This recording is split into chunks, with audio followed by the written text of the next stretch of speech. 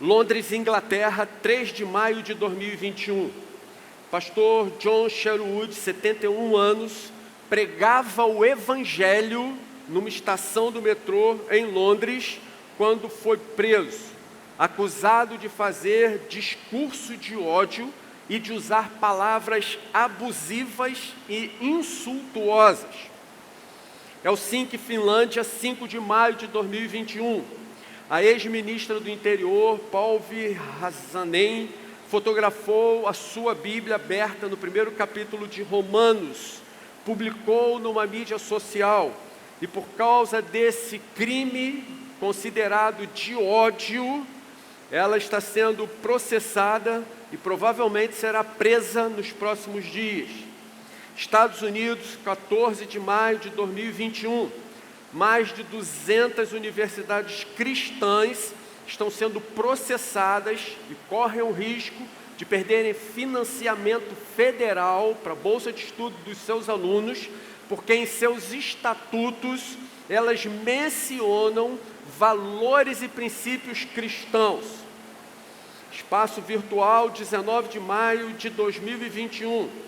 A página Grupo de Oração por Jerusalém, criada em 2002 para especificamente orar por Israel, com 75 milhões de seguidores, ela foi bloqueada e depois definitivamente retirada do ar pelo democrático Mark Zuckerberg, dono do Facebook. Passo Fundo, Rio Grande do Sul, 25 de maio de 2021. Uma mulher, 39 anos, no passado, alguns relacionamentos amorosos com outras mulheres, uma graduação superior, uma pós, no momento está cursando sua segunda faculdade. Aos 30 se converteu ao cristianismo e hoje, além da sua ocupação, ela também trabalha como missionária.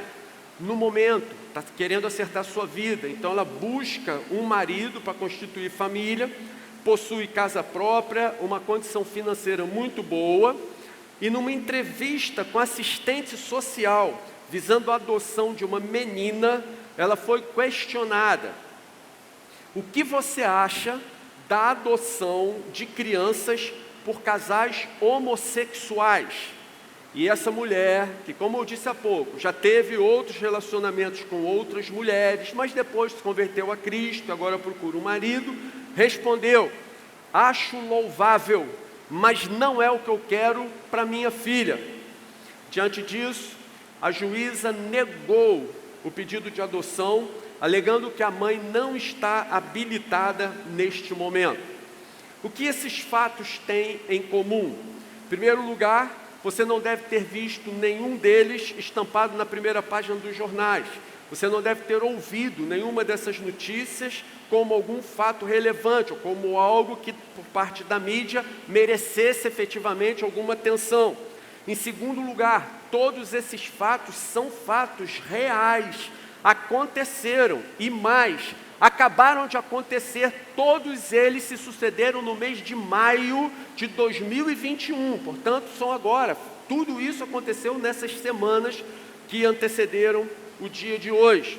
Em terceiro lugar, todos esses fatos têm em comum que eles expressam em graus variados o preconceito e a perseguição sofrida pelos cristãos.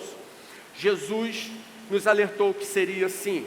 João capítulo 15, versículo 20 diz: se me perseguiram, certamente perseguirão a vocês também. E Paulo ainda ressalta, 2 Timóteo 3,12, de fato, todos os que desejam viver piedosamente em Cristo Jesus serão sim perseguidos. Essa é a verdade, irmãos. Os que querem levar seu compromisso com Jesus a sério, todos nós, em maior ou menor grau, serão perseguidos. E esse é o nosso assunto para a noite de hoje, a igreja perseguida. E eu quero ler como texto base Atos, capítulo 7, dos versículos 50, a partir do versículo 54. Atos, capítulo 7, 54. E o texto da Escritura diz assim, se você já abriu sua Bíblia ou ligou, enfim, Atos 7:54. Ouvindo isso, o que eles tinham ouvido? A exposição do Antigo Testamento. Estevão tinha feito uma exposição detalhada, pormenorizada do Antigo Testamento, mostrando que Jesus era de fato Cristo, o Messias prometido, aguardado e que deveria vir. Então, voltando ao texto, ouvindo isso, ficaram furiosos e rangeram os dentes contra ele. Mas Estevão, cheio do Espírito Santo, levantou os olhos para o céu e viu a glória de Deus, e Jesus em pé à direita de Deus, e disse: vejo os céus abertos e o Filho do Homem em pé à direita de Deus. Mas eles taparam os ouvidos e, dando fortes gritos, lançaram-se todos juntos contra ele. Arrastaram-no para fora da cidade e começaram a apedrejá-lo. As testemunhas deixaram seus mantos aos pés de um jovem chamado Saulo. Enquanto apedrejavam Estevão, este orava: Senhor Jesus, recebe o meu espírito. Então caiu de joelhos e bradou: Senhor, não os consideres culpados deste pecado. E tendo dito isso, adormeceu. Meus irmãos, é impossível ficar-se indiferente à mensagem de Jesus. Toda vez que o Evangelho for pregado, ele vai gerar reações. A gente esperava, a gente aguarda, a gente deseja que no momento em que nós pregamos o Evangelho, ou ouvimos o Evangelho, que a atitude imediata seja que a gente caia de joelhos, reconhecendo o nosso pecado, suplicando por perdão. Quando pregamos o Evangelho, esperamos isso. Quando ouvimos o Evangelho, deveríamos agir assim. Porém, a reação de alguns é diferente. Alguns zombam, alguns escarnecem. Outros, quando ouvem o Evangelho, imaginam que podem administrar a situação e aguardar por um posicionamento mais tarde na vida. Primeiro, aproveitar a vida, o que a vida tem de boa, o que o mundo pode oferecer em termos de prazeres. Então, quando já for idoso, quando já não tiver mais muita coisa a fazer pela frente, eu me comprometo com Deus. É um tipo de atitude, de reação àqueles que ouvem a mensagem do Evangelho. Mas outros ainda reagem de forma brutal e violenta. Foi o que aconteceu com Estevão. Aqueles homens não conseguem argumentar contra ele. Por isso, versículo 54 diz: ficaram furiosos e rangeram os dentes contra Estevão. Os argumentos de Estevão, ungido pelo Espírito, com a sabedoria que vem do alto, seus argumentos eram incontestáveis. Não havia como rejeitá-los, não havia como debater com Estevão. Inúmeros mestres, incontáveis doutores, sacerdotes, mestres da lei, eles não conseguiam se equiparar à sabedoria de Estevão, perderam todos os argumentos. Então só lhes restou essa atitude. Aqueles homens partiram com ódio para cima dele e o apedrejaram até a morte. E assim, Estevão foi feito o primeiro mártir da história da igreja cristã. Segundo a organização A Voz dos Mártires, de Estevão aos dias atuais, mais de 70 milhões de cristãos foram martirizados por causa da sua fé. De acordo com a missão Portas Abertas, hoje, nesse exato momento de 2021, 340 milhões de cristãos estão sofrendo e sendo perseguidos por causa da sua fé em Jesus. A perseguição, ela tem aumentado em todas as regiões do planeta. Isso faz com que os cristãos sejam o grupo religioso, o grupo social mais perseguido em todo o mundo. A missão Portas Abertas é uma organização que teve origem na Holanda, com holandês, obviamente, irmão André, bastante respeitada. Ela tem filiais em mais de 60 países. A Missão Portas Abertas, todos os anos, elabora um ranking dos países que são mais agressivos, mais cruéis, mais brutais na perseguição aos cristãos. Ela atualiza esse dado todos os anos, atualiza essa lista todos os anos. Por volta de janeiro, final de janeiro, início de fevereiro, ela solta a lista.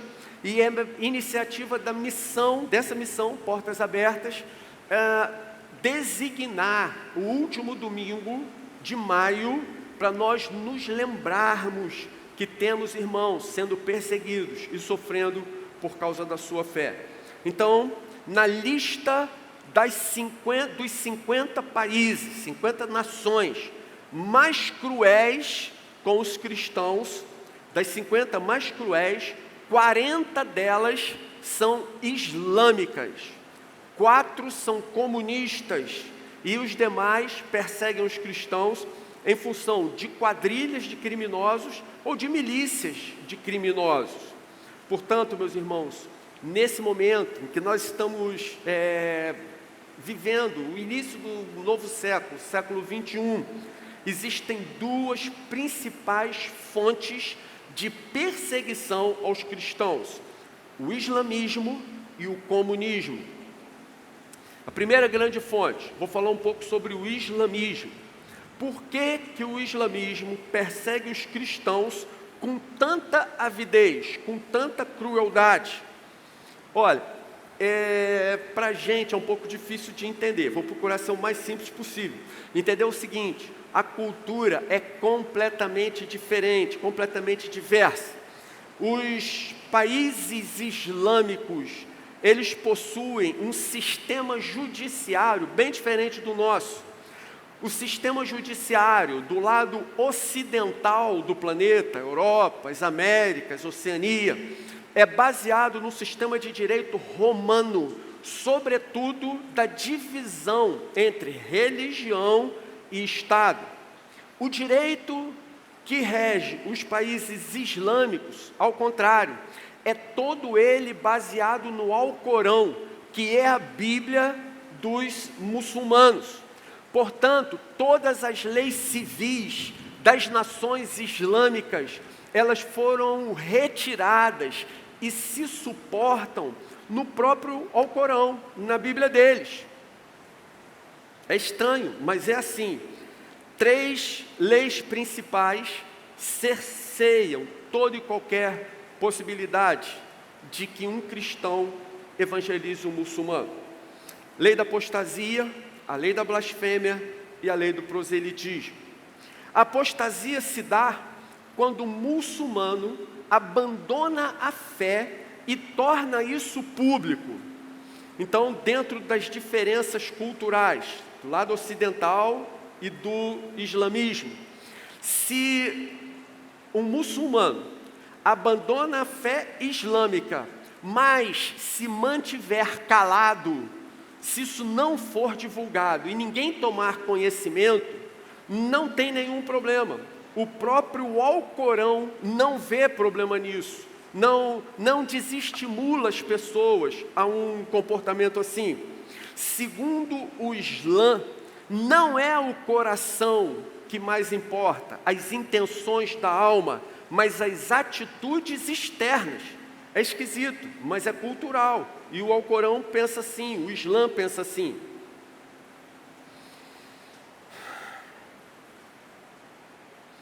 A apostasia é quando um muçulmano decide, então, abandonar a fé.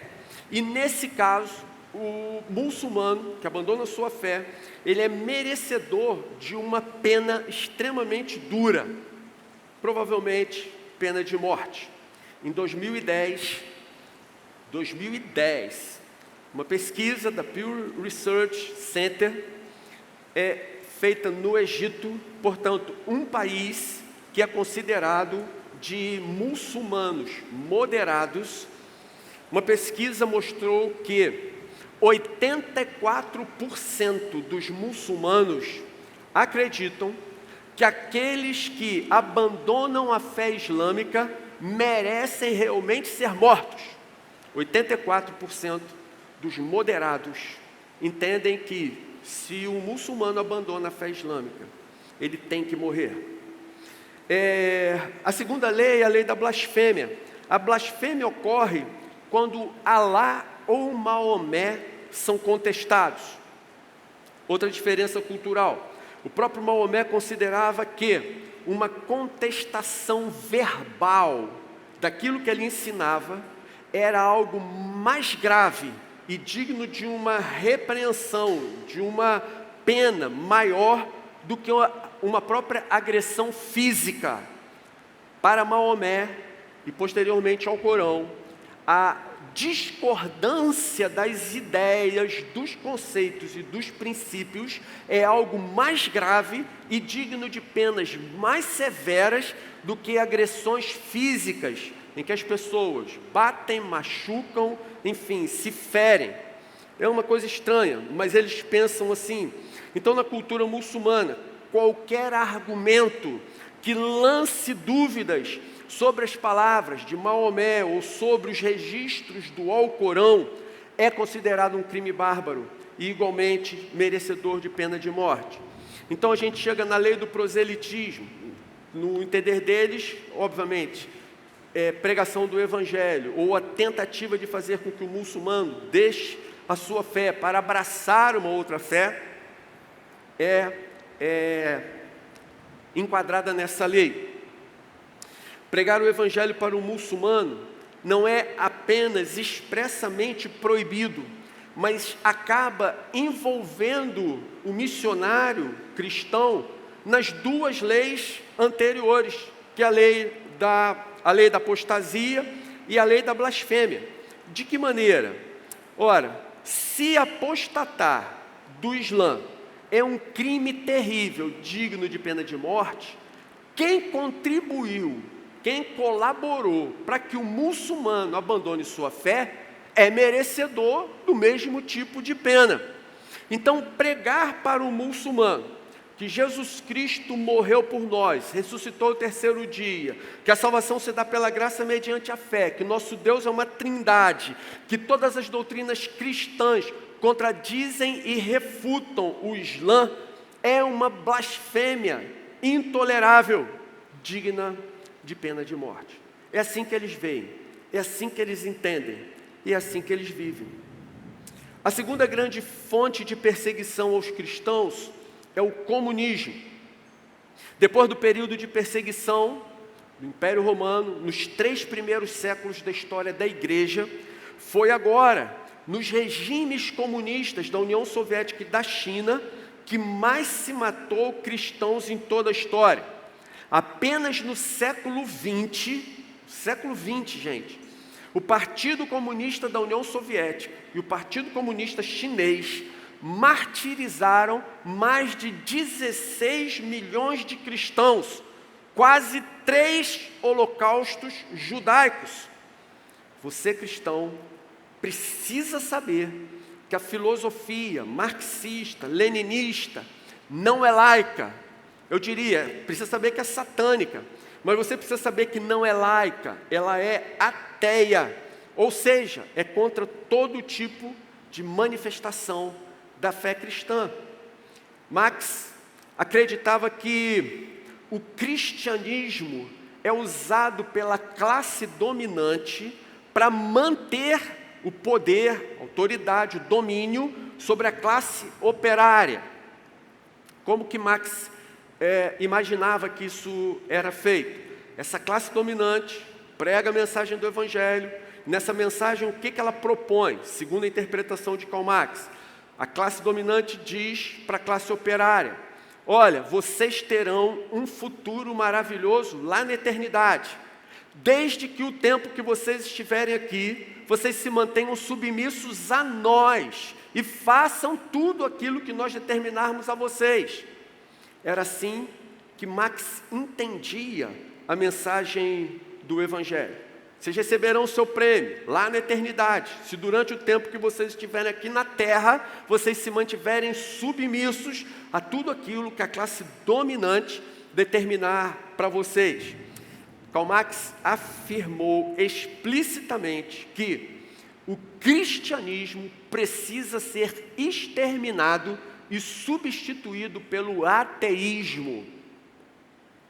No livro Torturado por Amor a Cristo, Harlan Popov, que viveu os horrores da perseguição comunista, ele diz que o comunismo é a religião do ateísmo militante.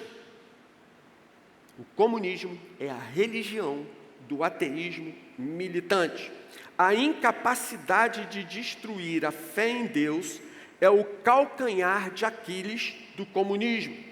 Os comunistas temem desesperadamente a fé em Deus e por isso buscam eliminá-la e apagar o seu registro da história. Quando eu estava preparando esse estudo para trazer para os irmãos hoje, eu li algumas matérias. Dentre o material que eu li, um livro se destacou bastante para mim. O livro se chama Crucificados, a nova perseguição do islamismo contra os cristãos. Não me lembro o nome do autor.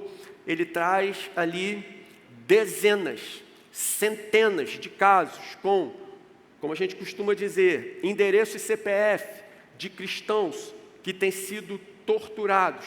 Torturas difíceis da gente dizer aqui. Cristãos que têm sido perseguidos e têm sido submetidos a toda forma de humilhação e sofrimento por causa da sua fé em Cristo.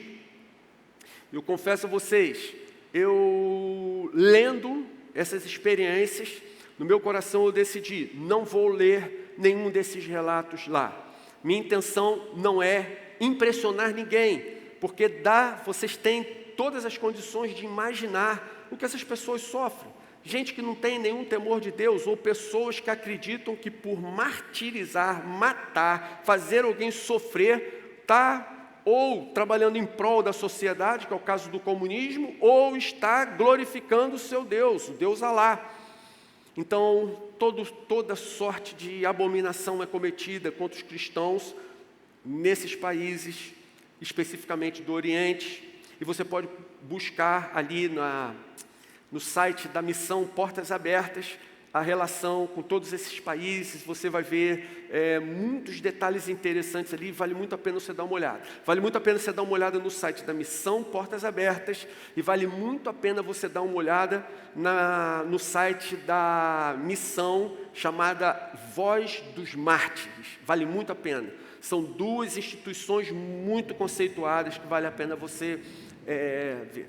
Mas a minha intenção aqui era justamente tomar esse cuidado de, ao falar da igreja perseguida, não trazer para a igreja uma imagem de compaixão, uma imagem de pena, de dó desses irmãos que estão passando essa situação no momento. Eles ficariam profundamente aborrecidos se imaginassem que pensamos isso deles. Esses irmãos são heróis da fé, são pessoas valentes, a quem Deus tem suportado, Deus tem enchido de graça, e eles têm suportado tudo isso com muita coragem e com muita alegria. Era isso que eu queria trazer para vocês aqui. Eu gostaria muito de recomendar esses livros. Olha, vale a pena você dar uma lida nesse livro. Não é um livro apelativo, apesar de trazer essas dezenas e centenas de casos. Crucificados, a nova perseguição do islamismo contra os cristãos. Em um outro livro que diz respeito a gente, que é Cristofobia. Esses dois livros acabaram de sair do forno, foram lançados agora. O Cristofobia fala do que tem acontecido na nossa cultura ocidental, a maneira como esses órgãos estranhos têm conseguido acesso, eleger autoridades que fazem as leis, que julgam as leis, para colocar todo esse sistema contra os valores históricos judaico-cristãos. Quando eu li os primeiros exemplos no início, todos eles se encaixam nisso. Leia lá, Esses exemplos não veio desse livro, Cristofobia, foram exemplos dispersos de várias fontes. Mas leia Cristofobia, você vai ficar assustado. Como que as Supremas Cortes são aparelhadas, como que as leis chegam lá, como que essas leis são degeneradas, para justamente minar todo o sistema de valores e toda a cultura judaico-cristã que hoje é dominante no mundo ocidental. Mas a minha ideia era justamente transmitir para a igreja que existem irmãos sofrendo, existem irmãos sendo perseguidos, irmãos sendo martirizados, mas eles não são coitadinhos. Observe o que diz o versículo 59 do texto que nós lemos. Enquanto apedrejavam Estevão, este orava. Enquanto ele era apedrejado, ele não ficou com pena de si próprio, ele não se considerou um miserável, um desgraçado, digno de compaixão. Não! Enquanto tudo isso acontecia, ele glorificava a Deus e orava. Agora, há pouquíssimo tempo, eu mencionei aqui o documentário do Discovery Channel, falando do 11 de setembro, e falamos dos instantes finais daquelas pessoas. Como que no momento que nós estamos conscientes de que falta muito pouco tempo, alguns minutos, pouquíssimas horas, como que os valores do nosso coração tendem a mudar drasticamente, como nesse momento das nossas últimas horas, os valores do nosso coração tendem a se alinhar muito mais aos valores de Deus, aos valores do reino. Como aquilo que é importante a Deus passa a ser importante para nós. A gente começa a contemplar a eternidade, está muito perto, está muito próxima. Foi assim, foi esse sentimento, essa convicção e essa certeza que encheram de coragem os cristãos dos 3 primeiros séculos. Foi essa certeza que deu a eles coragem para reafirmarem a sua fé, mesmo sabendo que a declaração de fé deles representava uma sentença de morte.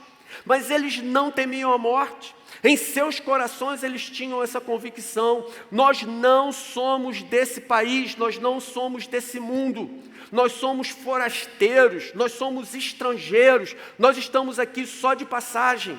A nossa pátria é celestial. Jesus foi na frente, Ele preparou para a gente, Ele foi e nos preparou uma cidade. Nós vamos morar com o Senhor por toda a eternidade. Essa certeza de que nós olhamos para o futuro e quando esse futuro está assim tão perto de nós, ele enche o nosso coração de alegria, de satisfação, de plenitude. Foi isso que encheu o coração de Estevão. Foi isso que encheu o coração daqueles mártires dos 3 primeiros séculos. É isso que enche o coração desses irmãos nos dias de hoje. Eles enfrentam todas essas coisas com alegria. Eles não querem ser substituídos. Eles não querem fugir desses lugares. Mas eles precisam que a gente ore por eles, porque eles precisam da força especial do Espírito. Isso é algo que humanamente não se consegue. Nenhum homem jamais conseguiria. Apenas um mover sólido, consistente, genuíno do Espírito pode produzir isso no coração de uma pessoa. E lá eles estão, e muito mais desejosos do que fugir de lá. É o desejo deles de converterem suas famílias, de converterem seus amigos, de fazerem com que as pessoas que têm contato com eles tenham esse vislumbre do reino eterno que eles têm nesse momento.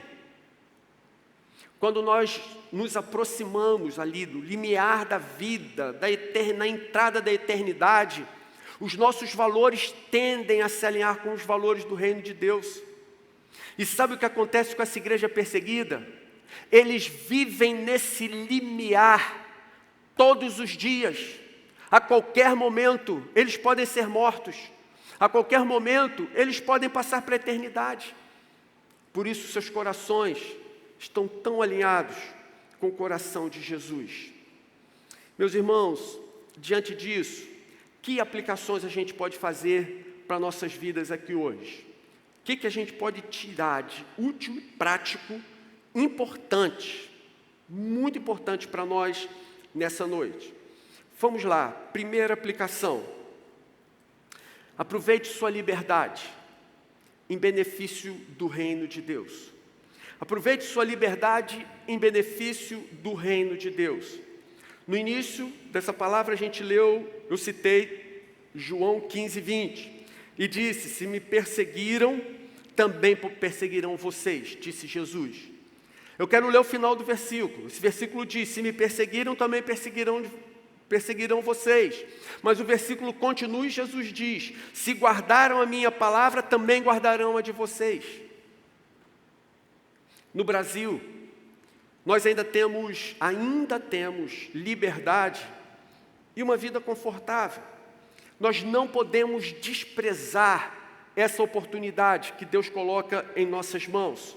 Nós precisamos fazer uso de todos os recursos que temos, de tempo, finanças, nossos bens e, dentro do assunto de hoje, nossa liberdade para propagarmos o reino de Deus. João capítulo 9, versículo 4, o Senhor diz: enquanto é dia, precisamos realizar a obra daquele que me enviou. A noite se aproxima, quando ninguém pode trabalhar. Meus irmãos, 340 milhões de cristãos gostariam de estar vivendo a liberdade que nós vivemos hoje, mas não lhes foi concedido. Algumas lições que eu levo para a minha vida dos retiros são: nós só damos valor à água encanada, aquela que sai da torneira, quando no retiro acontece algum problema e há falta d'água. Nós só damos importância à energia elétrica quando você mexe no interruptor e a luz não acende porque houve alguma pane na rua. Gente querida, que não seja necessário haver uma perseguição, que a liberdade religiosa seja totalmente tolhida e restrita no Brasil, para nós aprendermos a dar valor à liberdade que temos hoje. Aproveite a sua liberdade para propagar em benefício do reino de Deus. Segunda aplicação: não permita que seu coração se torne descuidado pela falta de perseguição. Não permita que seu coração se torne descuidado pela falta de perseguição. Nos dias atuais, do lado de cá, do Ocidente, parece que Satanás mudou sua estratégia. Ao invés dele perseguir os cristãos, do lado de cá parece que ele não quer atrapalhar a nossa vida confortável, percebe? Agindo assim, ele conseguiu que nós desertássemos, nós, falando genericamente os cristãos ocidentais, nós desertássemos espontaneamente do bom combate por nós mesmos. Ele não precisou fazer nada. Não precisamos mais do inimigo para nos atrapalhar. Nós já temos bastante ocupação, muitas distrações. Nós temos Netflix, temos os canais a cabo, temos as mídias sociais, temos nossas casas de praia, nossas casas de campo, etc, etc. Irmãos, se nós não tomarmos cuidado, todo o nosso tempo, toda a nossa vida escoa para o ralo com coisas fúteis e nós nem percebemos. Me lembro de uma frase muito antiga do Milor Fernandes, que ele disse: quem mata o tempo não é assassino, é suicida. E assim, dia após dia, nós temos nos suicidado um pouco, deixando com que o tempo se vá por assuntos tão fúteis e tão banais. Mas, gente, quando nós olhamos para o sacrifício de Estevão, quando nós olhamos para o que se passa hoje com a igreja perseguida, nós concluímos: não temos o direito de permitir que nossos corações se tornem descuidados pela falta de perseguição. Terceira aplicação: nós precisamos levar a sério a oração, a intercessão permanente, diária, em prol da igreja perseguida. Olha o que diz Atos 7:56. Vejo os céus abertos e o Filho do Homem em pé à direita de Deus. Vejo o Filho do Homem em pé à direita de Deus. Quando nós estudamos o livro de Atos dos Apóstolos, no nosso fim de semana de treinamento, nós vimos que, ao ver a glória de Deus, Estevão é o único que vê Jesus em pé ao lado do trono de Deus. Todas as outras menções bíblicas da visão do trono, Jesus está assentado à direita de Deus Pai. Por que a visão é de Jesus assentado no trono à direita do Pai? Porque trono é o lugar de poder, trono é lugar de autoridade. E assentar-se à direita de Deus significa que Jesus, Ele é o grande rei, Ele é o rei dos reis, Ele é o soberano de toda a criação. O fato de, nesse momento em que Estevão está sendo apedrejado, ele vê o céu aberto e Jesus em pé ao lado do trono de Deus, indica que Jesus está fazendo questão de acolher pessoalmente o seu servo. Esse fato serve para mostrar que Estevão não estava morrendo em função de algum descuido de Deus, pelo fato de Deus não se importar. Não, claro que não. Deus se importa. Jesus estava atento. Ele ficou em pé naquele momento para receber pessoalmente, imediatamente, a alma do seu filhinho. Sabe o que se ensina para a gente? Que Deus se preocupa com a igreja perseguida. Deus se preocupa com aqueles que são martirizados em função da fé no Senhor. Isso mostra para a gente que Deus se importa. Irmãos, se Deus se importa, nós também devemos nos importar. Sendo assim, nós precisamos assumir um compromisso sério de inserir a igreja perseguida na nossa devocional diária. A gente precisa orar diariamente pela igreja perseguida. Não sei se você tem mídia social, por exemplo, Instagram. No Instagram você acha a Missão Portas Abertas. Todos os dias ali, eles têm vários casos, testemunhos, pedidos de oração, de todo jeito. Então, não vai haver falta de assunto ou de motivo para você orar. Basta que você coloque o seu coração nisso. Então, meus irmãos, eu quero concluir dizendo que eu acredito que os 340 milhões de cristãos que hoje compõem a igreja perseguida gostariam, sim, de desfrutar da liberdade que nós temos hoje, mas não seria, com certeza, nem para assistir a Netflix, nem para perder seu tempo nas mídias sociais. Os cristãos, esses 340 milhões de cristãos que fazem parte da igreja perseguida, queriam ter a liberdade que nós temos hoje para que eles pudessem pregar o Evangelho. Eles queriam ter a liberdade que nós temos hoje para que eles pudessem testemunhar livremente daquilo que Jesus fez em suas vidas. Eles gostariam muito de ter a liberdade que nós temos para que eles pudessem andar com uma Bíblia nas mãos no meio da rua, sem com isso correrem o risco de serem apedrejados. Eles gostariam sim de ter a liberdade que nós temos hoje para que eles pudessem se reunir, como nós nos reunimos aqui domingo após domingo, para que eles pudessem se reunir nas suas células, de casa em casa, enfim, onde bem entendessem, em nome de Jesus, para glorificar o nosso Deus, sem correrem o risco de subitamente entrarem pessoas armadas e matarem a eles. E a crueldade da maioria desses sistemas é que se uma pessoa da família pega, toda a família, independente de estar envolvido ou não, sofre a mesma pena. não desperdice sua liberdade, mas a use com todos os demais recursos que você possui em prol do reino de Deus. Irmãos, que façamos tudo ao nosso alcance para minimizar ao máximo o sofrimento, a dor dessa igreja perseguida. Nós podemos contribuir financeiramente. Citei aqui 2 missões, certamente a gente encontra mais.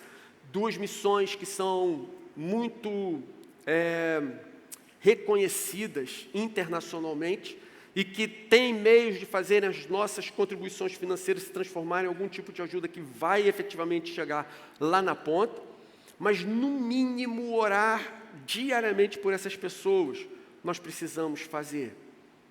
Eu concluo dizendo, João 15, 20, se me perseguiram, também perseguirão vocês. Se guardaram a minha palavra, também guardarão a de vocês. Vale a pena, irmãos, prosseguir, vale a pena continuar. Vamos ser perseguidos também, mas também vão guardar a nossa palavra. Guardaram de Jesus, perseguiram Jesus e guardaram a sua palavra. Vão nos perseguir, mas também vão guardar aquilo que a gente falar a respeito do reino. Eu queria terminar de uma maneira assim, um pouquinho diferente, pedindo que você abaixasse a sua cabeça nesse momento, a gente colocasse em prática aqui em alguns segundos o que a gente acabou de ouvir. Eu queria pedir para você, nesse momento, orar pela igreja perseguida. Você não sabe o nome, mas Deus sabe. Você não sabe a situação, mas Deus sabe. E Ele aguarda pelo nosso clamor, Ele aguarda pelas nossas súplicas. Alguns dos países mais cruéis são a Coreia do Norte, a China, Eritreia, mais recentemente a Índia. A perseguição lá aumentou de uma maneira desproporcional. Por outro lado, nós vimos essa semana milhões de indianos abandonando o hinduísmo, porque a quantidade de vítimas de Covid gigantesca fez com que eles considerassem que os seus deuses não foram poderosos para enfrentar o vírus.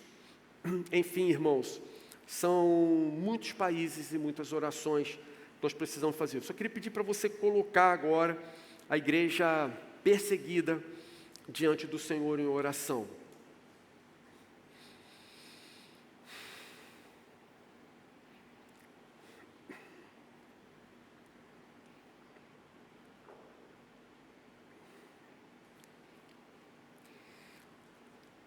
Senhor querido, nós não podemos ficar apáticos diante dessa realidade.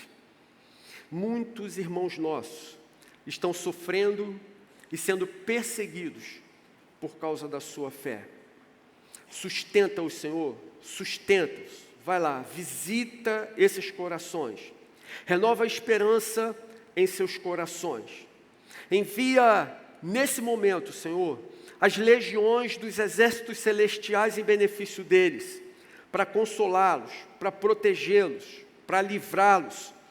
Envia o Teu Espírito para renovar seus corações, para avivar sua esperança, para fortalecer a sua fé.